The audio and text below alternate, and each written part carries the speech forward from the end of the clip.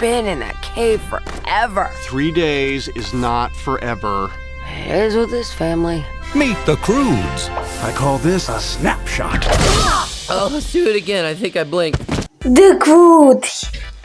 So now that my very first review is officially 1 year old, it seems very fitting to release a review of a movie for my first anniversary of my first review.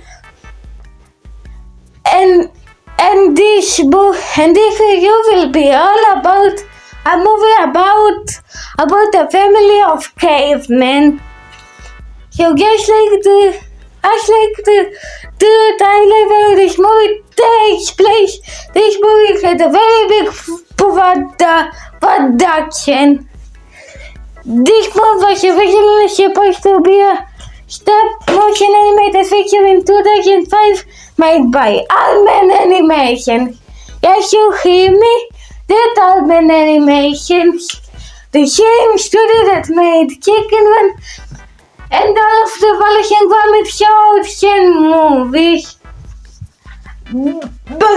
But however, after flashed away, we must damage would later wake up and would stop making movies with the shadow. And the movie I review is now fully made by DreamWorks with the help of the Lilo and Stitch director Chris Anders who made Lilo and Stitch How to Train Your Dragon and will direct the upcoming Wild Robot movie. And when the movie was released in March 22nd of 2013, it was a success. It got mostly fine reviews. It was absolutely good at the box office, returning over $587.3 million worldwide. And it also got a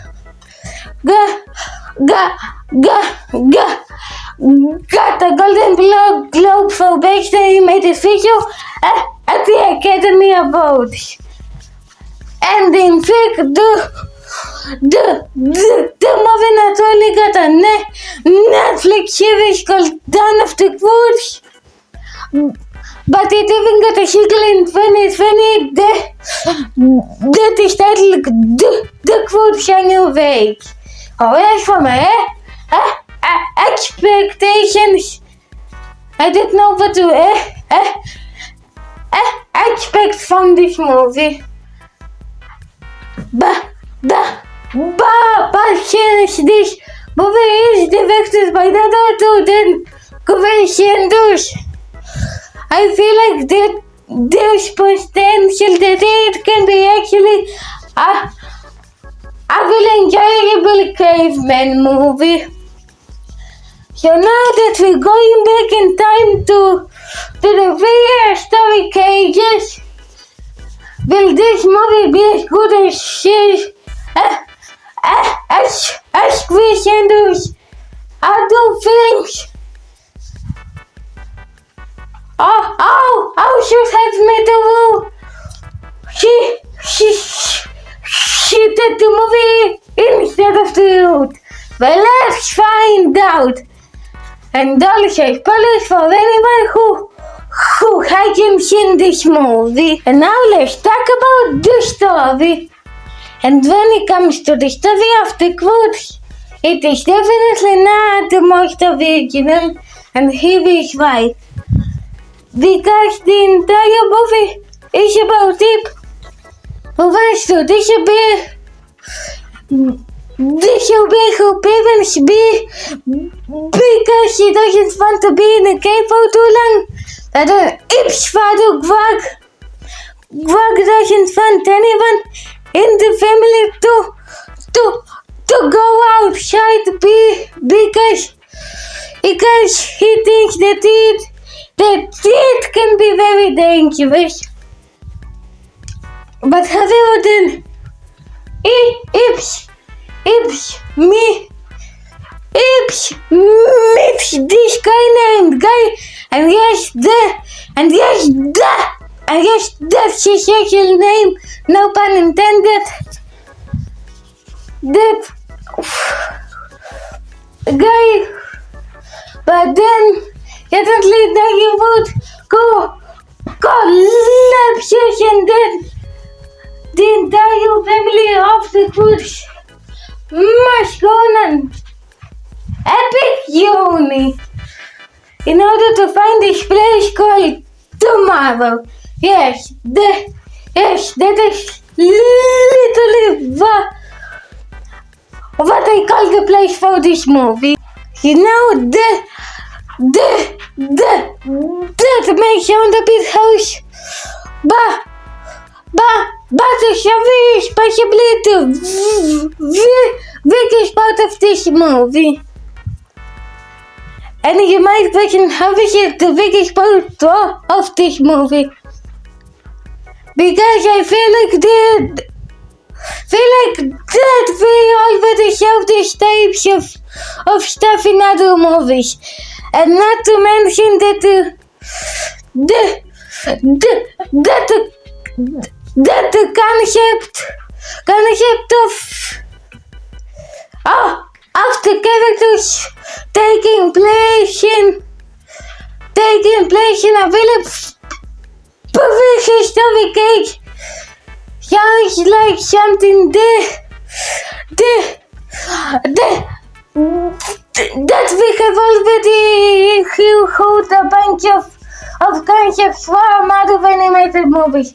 Like I think you need to do.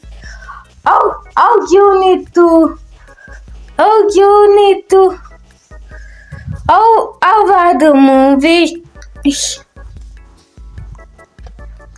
And not to mention that the comedy, and then there's the comedy of the movie, which I think is not that funny, and that's because it can be a hit or miss with some giving me a loud chuckle and others that film of juvenile then funny. I'll take care of this.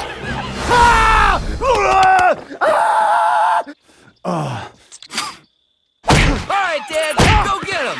Oh man, they were really I'm loving it. So when it comes to the writing of the movie itself, it is mostly pretty big. And I even say that this is actually kind of a little bad. But if there is one thing about the story that keeps it from being one of the worst movies of all time, is the fact that actually from it is the execution. Now that not everything is either stolen, and there can be sometimes where the movie can feel a little heartfelt, can at least have heart. But however, the story itself is mostly just a weak plot with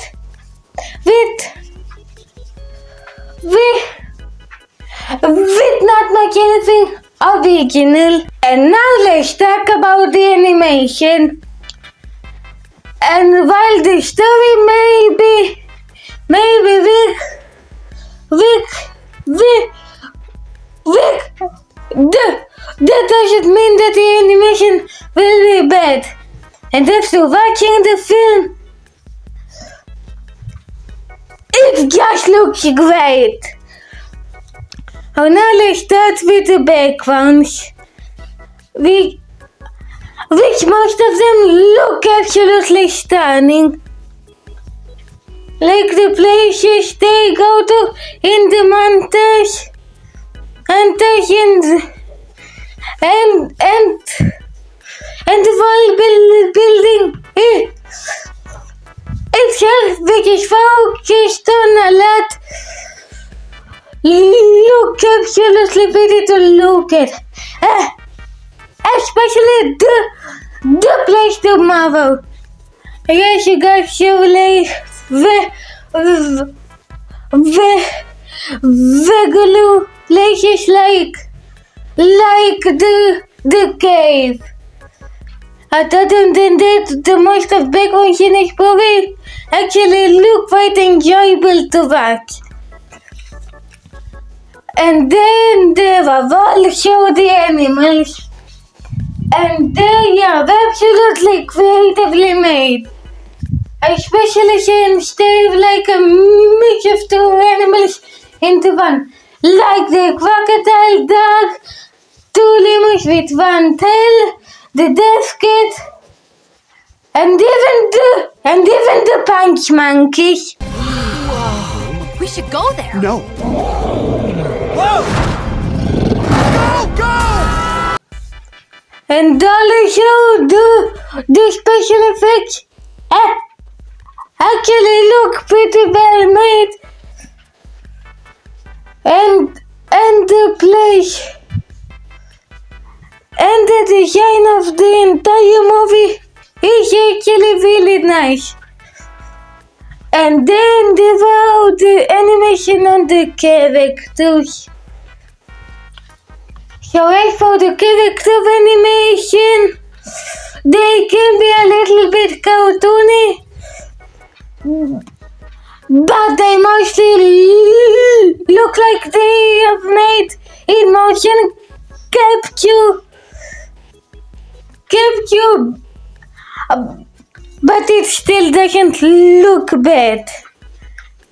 But however, if there is at least one little nitpick about the animation, it is the character design. Yes, I wouldn't call them bad, but I feel like they are trying to look a little more realistic. But they also try to look a little more cartoony. Which kind of feels weird for a movie like this. And also just the designs in general don't really work for me, in my opinion. And I'm just talking about the character designs on the humans. And while the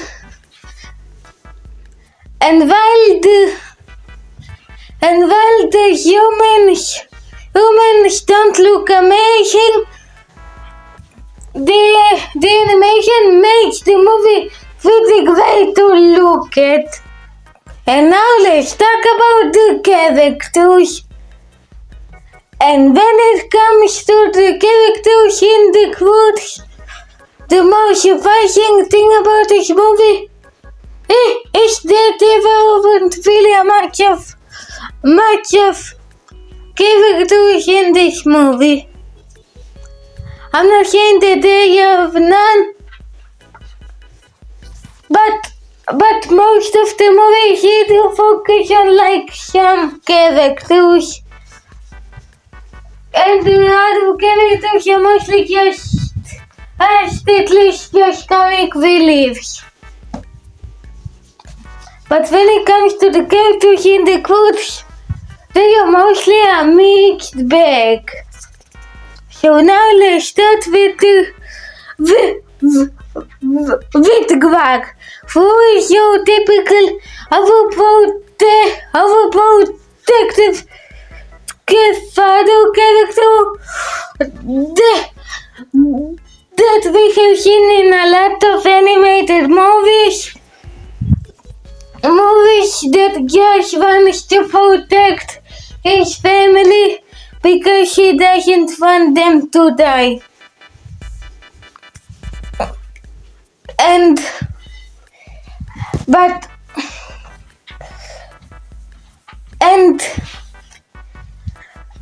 he's also possibly the most meme character in this entire movie for some reason.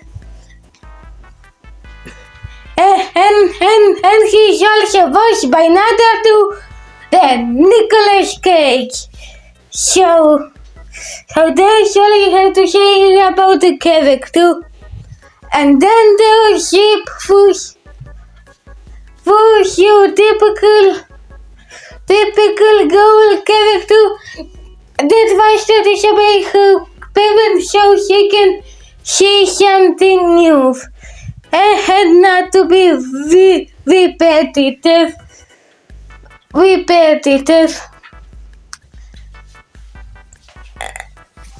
And also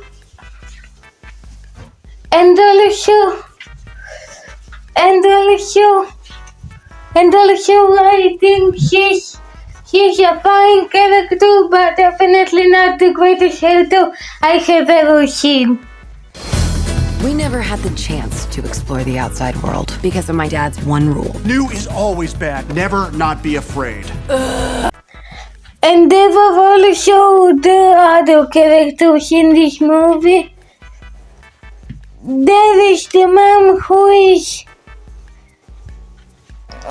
mostly the overprotective mom character, which started interesting. And then there's the shadow boy Cavemen kid, who is literally a rip-off of Griffin from Family Guy, especially in the way that he acts.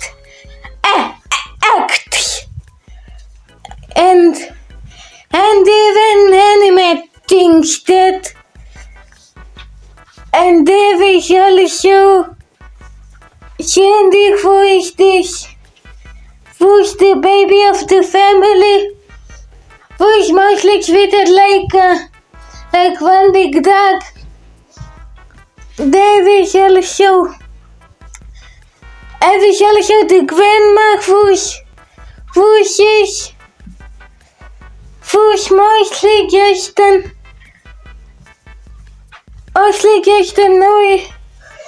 old lady, who's mostly the comical relief, where Greg is mostly disappointed when she appears. Mom? Still alive! And then there is also Guy, and yes, that is his actual name. Who is this handsome character?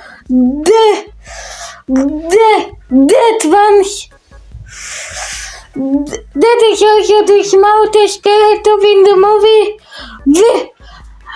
with him being able to discover little fire, along with his lad called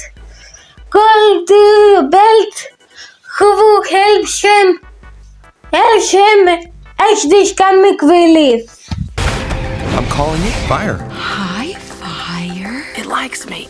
Hey, it's biting me. Try hiding from it in the tall, dry grass. And there is also this yellow yellow and blue able to title whose literally name Chunky. Get it because they have reference to the medical to young Chunky. Hanky. Who for some reason villain speaking consider him the villain of the movie. Even though he barely does anything threatening.